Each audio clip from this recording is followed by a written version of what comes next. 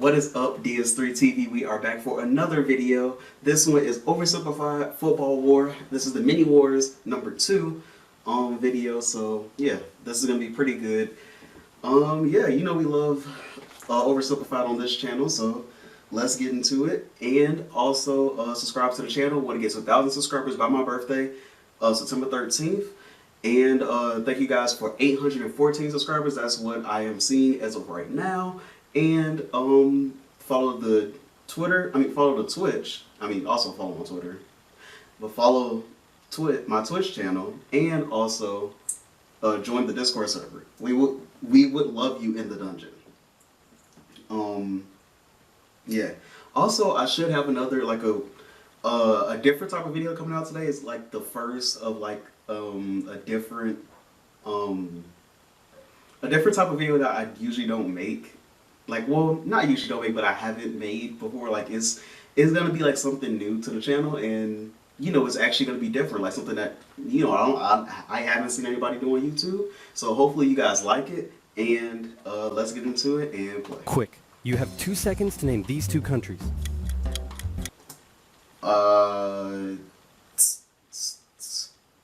I know that blue one is El Salvador, and I think the green one's Honduras, right? You're wrong, unless you got it right. Then good job. They are, of course, Honduras and El Salvador. Got it right. Yay. One thing these 2 countries have in common is being fanatic about football. Or if you're a freedom-loving patriot, soccer. But do they love it so much they would go to war over it? You bet they would, and that is no bueno. No bueno.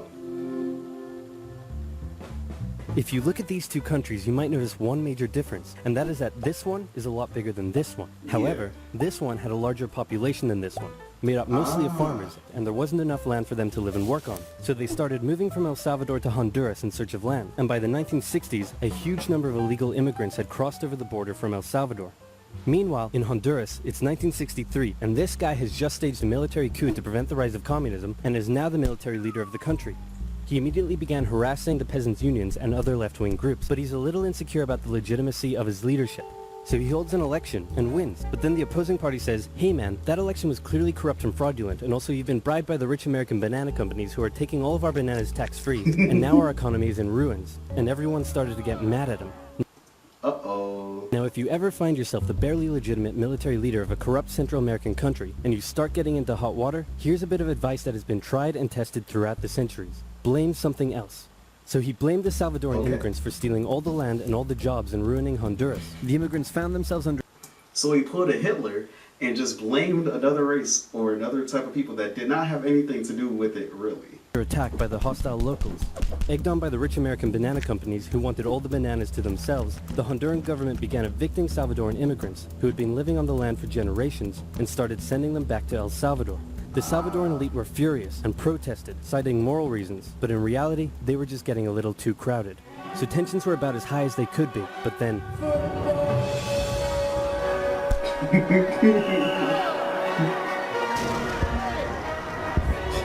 It's the 1970 World Cup qualifiers, and both countries finished top of their qualifying tables, so it was now time for them to play against each other in a series of matches. The first match took place in Honduras. The night before the game, Hondurans gathered outside the Salvadoran team's hotel, making noise and taunting them. The next day, Honduras defeated the exhausted Salvadorans with a late 90th minute goal. After the match, a young Salvadoran fan, unable to bear her country's defeat, shot herself. Oh. Disturbingly, the Salvadoran government... That's too much. Honestly... You can't, no. I love sports, a lot, but you can't shoot yourself over your team losing. That's not how that works. That's, no. Glorified the incident and made her into a national hero. And at the next game, fans brought pictures of her to the stadium. Emotions were running high as the next match took place in El Salvador, and this time the tables were turned. The Hondurans had to endure a sleepless night in their hotel, and the next day, before the match started, instead of the Honduran flag, the Salvadorans raised a dirty rag. So great job at reducing tensions. El Salvador won decisively over the exhausted Hondurans. while spectators battled in the stands. Team Honduras fled home in a bulletproof bus with rocks being thrown at them, and the Honduran coach reportedly told his players that they were lucky they lost. In response to the defeat, Hondurans began terrorizing the Salvadoran settlers even more, in some cases reportedly throwing them off their land and burning down their homes, and the immigrants began fleeing back to El Salvador. The final game in Mexico would decide who went to the World Cup. It was close, but El Salvador came out victorious, knocking Honduras out of the tournament. The atmosphere is riotous, literally, and back in Honduras, attacks on the Salvadoran immigrants further increased. This was too much for El Salvador to bear. With its people under attack and an unmanageable refugee crisis on its hands, El Salvador severed all diplomatic ties with Honduras and declared war. Which makes sense, honestly. The football war is also known as the 100 Hours War, because that's how long it lasted, making it one of the shortest wars in history. El Salvador started by carrying out air raids on strategic locations within Honduras, including Toncontin International Airport, which prevented the Honduran Air Force from getting into the sky. Then, with their superior army, they began an invasion along two major roads, complete with light tanks and infantry. Their advance was rapid, and they were quickly approaching the Honduran capital. Then the Organization of American States met in a bit of a panic and unanimously agreed that war between El Salvador and Honduras was a bad thing and probably shouldn't continue. Yeah. So they went to El Salvador and said, "Can you please stop invading?" And El Salvador declared, "Not until they stop being jerks," and so the war went on.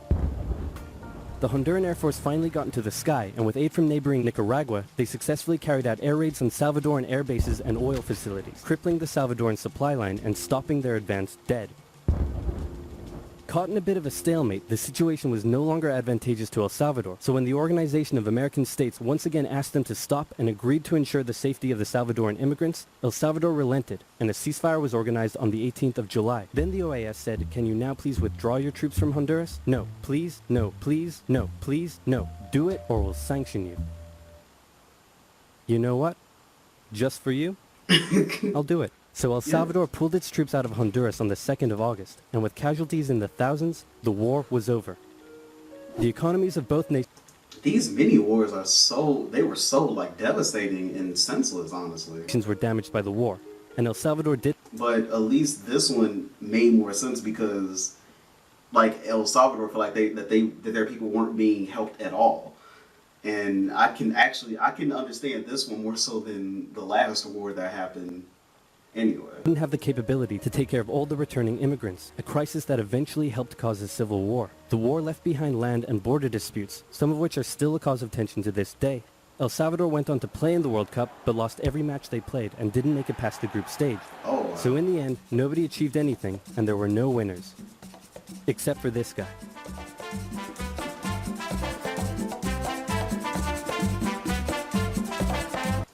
Alright, so that's the video, and yeah, so that was a good video to watch. Talk to you guys later, and also subscribe to the channel. I want to get 2,000 subscribers by my birthday. Thank you guys for 814 subscribers again, and also follow the Twitch channel and join the Discord server. We will love you in the dungeon, and talk to you guys in the next video, which should be that new video I was talking about that I haven't done before. Yeah, so that should be fun. Talk to you guys in the next video, and peace.